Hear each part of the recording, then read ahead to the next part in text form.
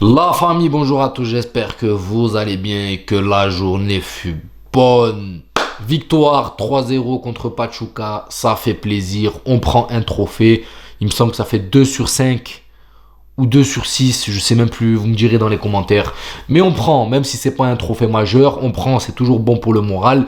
Et au début, je vais pas vous mentir, cette équipe je les ai appelés Patrouchka tout le long, les gars. Tout le long du match, j'étais là, oh Patrouchka, ils sont sérieux, ça joue au football, match. Ils m'ont choqué. Première mi-temps, les gars, je m'attendais pas à une mi-temps de leur part comme ça. C'est pas pour négliger le championnat mexicain ou quoi que ce soit. Mais normalement, tu joues le Real Madrid, t'es un peu en panique, un peu en stress. Ils ont juste pas de finisseur, Parce que quand tu vois El Idrissi qui donne le tournis à Vasquez sur le côté, et Fran Garcia qui prend aussi le bouillon, je me suis dit, attends, c'est chaud là. On joue Patrouchka. Là, tu m'aurais dit, c'est Patrouchka contre l'équipe à Gignac, là, El Tigre, au début de match, pendant les 30 premières minutes. Parce qu'après, ça s'est transformé, bien sûr. Mais pendant les 30 premières minutes, tu me dis El Tigre contre Patrouchka, ça me choque pas du tout. Ça me choque pas du tout, les gars. Bon, après, voilà, le Real Madrid a commencé à poser son emprise. Vinicius, il s'est réveillé un peu de sa nuit de hier et d'avant-hier. Donc, il a commencé à rentrer un petit peu dans le moult. Et là, Patrouchka s'est éteint. D'accord? Là, on a vu un Real Madrid qui a commencé à être très intéressant. On a vu des combinaisons qui m'ont plus agréablement surpris. Des choses qu'on n'a pas vues depuis le début de saison. Maintenant, vous allez me dire, ouais, mais t'es sérieux, c'est pas Pachuca, excusez-moi, j'écorche leur nom et tout. C'est Pachuca, machin. Les gars, franchement, c'est combinaison, même contre n'importe qui, on les voyait pas, les gars. Je vous le dis. Là, ça fait plaisir de revoir Bellingham, Rodrigo combiner un petit peu. Bellingham, Vinicius, Mbappé en remise sur une touche, deux touches de balle, pas vouloir faire trop le gourmand. Ça fait plaisir, on va pas se mentir. Mais moi, le joueur qui m'a marqué, les gars, c'est the best. Celui qui a pris son trophée hier, Vinicius. Même si Rodrigo nous a régalé d'un but, mais on va en parler. Vinicius, les gars. Franchement, le but qu'il donne à Mbappé. On peut dire que c'est lui qui l'a mis, les gars. C'est Vinicius qui met ce but.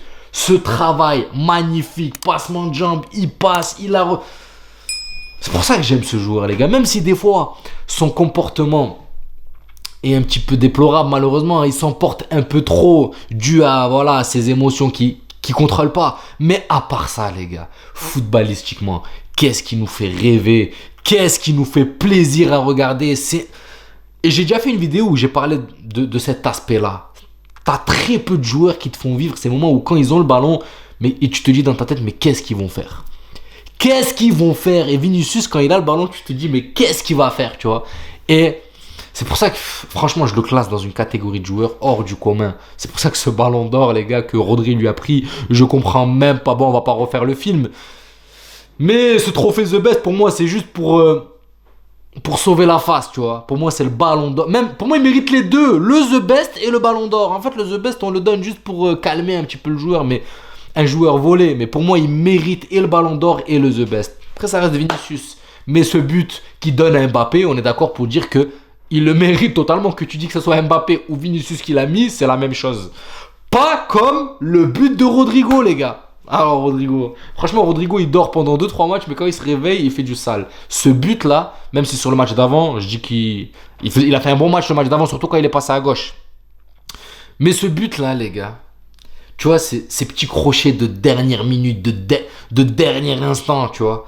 Il n'y a que Rodrigo qu'on a le secret, tu vois. Parce que t'as Vinicius qui est très bon et qui est un très bon dribbleur. Mais Rodrigo a une autre manière d'éliminer qui est tout aussi, tu vois, attirante et élégante. Tu vois, Rodrigo, c'est la balle lui colle au pied. Alors que Vinicius, lui, il prend de l'espace, il pousse le ballon. Rodrigo, c'est tout l'inverse. Lui, il faut que le ballon lui reste au pied, tu vois. Lui reste collé au pied. Et t'as Brahim Diaz aussi, lui, c'est encore un autre style, tu vois. C'est bien, il y a plusieurs styles au Real Madrid qui sont plaisants à voir jouer, qui sont élégants. Tu vois, t'as Kamavinga qui a une élégance aussi.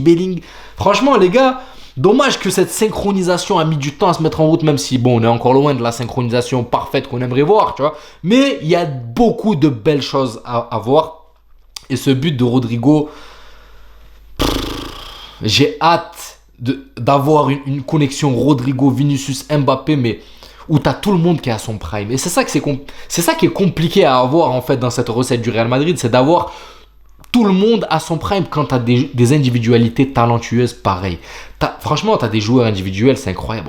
Quand vous écoutez les noms, les gars. Rodrigo, Vinicius, Bellingham, Mbappé. Et je me dis qu'en fait, avoir tous ces joueurs-là sur la même longueur d'onde, avec les planètes alignées, comme on dit, ça va être compliqué. T'en as toujours un qui sera un petit peu en dessous. Ça sera très compliqué d'avoir... Parce que le jour... Les gars, imaginez un peu le truc. Imaginez un jour, ils sont tous à leur prime au même moment dans l'équipe. C'est ce qu'on aimerait, c'est ce qu'on souhaiterait malheureusement. Mais nous, on se rend pas compte de la chose. Ça serait magnifique, ça serait une dinguerie. Imaginez les gars, Rodrigo, Mbappé, Vinicius, Bellingham, tous en mode char d'assaut. Parce que Bellingham, il est en train de remonter progressivement, mais l'année dernière, il était plus fort, les gars. Là, cette saison, c'est en train de revenir. Mais la saison dernière, tu mets Bellingham, la saison dernière, tu le poses cette saison. C'est incroyable. Mais ça revient, j'ai confiance. Et franchement, Mbappé a dit quelque chose. Hein. La deuxième meilleure saison sera la meilleure. On est jugé sur la deuxième partie de saison, pardon. Donc j'attends de voir cette deuxième partie de saison. On sent que ça monte crescendo. Mbappé m'a plu un peu sur ses... allez, on va dire... Au tout début, c'était nul à chier un peu pour tout le monde, mais sur les 30, 40, ça a commencé à se réveiller au bout de la 35e, 40e minute, jusqu'à sa sortie, c'était intéressant. Les petites déviations, les petites... Voilà, il a fait preuve d'altruisme, il a fait preuve de... Voilà, il n'a pas cherché à vouloir prendre un peu tout le monopole du ballon ou le garder comme il le fait habituellement. Là, voilà, tu sens qu'il a joué en déviation, il a joué simple, il a joué très intéressant et ça m'a plu. Maintenant, on a des lacunes, les gars, on va pas se mentir. J'aime bien faire l'éloge des joueurs quand ils sont bons. Bellingham a été monstrueux, Vinicius sur une autre planète, Rodrigo a été très bon, je trouve. Brahim Diaz, très bon aussi. Et ce qui m'énerve avec Brahim Diaz, c'est qu'il manque un peu de cojones. Frérot, quand tu joues titulaire, montre du répondant. Arrête d'être ce joueur qui est tout le temps au second plan, tout le temps où t'es bon quand tu rentres en tant que remplaçant, mais quand t'es titulaire, t'es plus le même Brahim, tu vois. Il faut que, voilà, t'aies confiance en toi, parce que ce que tu fais quand tu rentres, tu es capable de le faire quand même en étant titulaire. Tu devrais même le faire normalement, montrer que tu mérites ta place. Mais Brahim, il manque un peu de cojones. Il est bon que quand il rentre, tu vois. Que quand il n'est pas titulaire, il est remplaçant. Quand il est remplaçant, Brahim, quand il rentre, les gars, c'est une fusée. Il court partout, il récupère des ballons, il donne des caviars. Mais quand il est titulaire, il chie dessus. Pourquoi? Je sais pas, les gars. Alors arrête de faire ta victime un petit peu et joue. Joue comme tu le fais, même si comme si t'étais remplaçant, tu vois. Quand tu joues titulaire, joue comme si tu étais remplaçant. Dès le début, mets de l'impact. Dès le début, mets de l'envie. Enfin bref, moi, c'est ce que je pense un peu de Brahim. Brahim, il est pas toujours... Tu vois, il est pas toujours comme on le veut. Des fois, il est titulaire, on dit, vas-y, c'est sa chance. Brahim, il va tout éclabousser. Au final, il est guest sur le match. Il fait un match pas comme on voudrait le voir. J'espère que vous comprenez le message que j'ai envie de vous passer. Bon, je voulais vous parler des lacunes, j'ai sauté un petit peu sur les individualités, mais là il fallait que je vous parle d'une lacune, c'est nos latéraux les gars. C'est pas normal que Lucas Vazquez se fait tuer par un Idrissi qu'on connaît pas, qu'on a jamais vu. Et t'as Lucas Vazquez, ok, vous allez me dire ouais, c'est pas son métier de prédilection. Lucas Vazquez qui se rate contre Manchester City, je dis ok. Lucas Vazquez qui se rate aller contre le Barça, je dis ok, pas de problème, c'est pas son poste de prédilection. Mais Pachuca ou Pachuco, je sais même plus c'est quoi leur nom là, Chekchouka on va les appeler, Petrushka, je leur ai donné tous les noms les pauvres. Franchement, tu peux au moins tenir un joueur... Non, frère, non, il s'est fait manger. Franchement, El Idrissi, là où Idrissi, je sais pas quoi, je sais pas comment il s'est retrouvé là-bas, lui, mais très talentueux. Il a mis la misère, et pas qu'à Lucas Vazquez, hein, parce que même, des fois, Camavinga, il se faisait prendre au dépourvu, même si Camavinga éteignait un petit peu le feu qu'il y avait sur le côté Vazquez, d'accord. Il venait à Valverde ou Camavinga, un des deux qui venait... fermer ce El Idrissi parce que ce El Idrissi était très dangereux. À chaque fois sur ce côté gauche, il nous a fait mal. Donc Vazquez et Fran, malheureusement, ouais, c'est les deux qui, pour moi, t'as le niveau du Real Madrid qui est en train d'augmenter, mais ces deux-là sont à la ramasse. Tchouaméni est en train de sauver l'honneur de son début de saison raté en défenseur central, tant mieux pour lui. On a un remplaçant de luxe, parce que pour moi, c'est quand même du luxe d'avoir Raúl Asensio.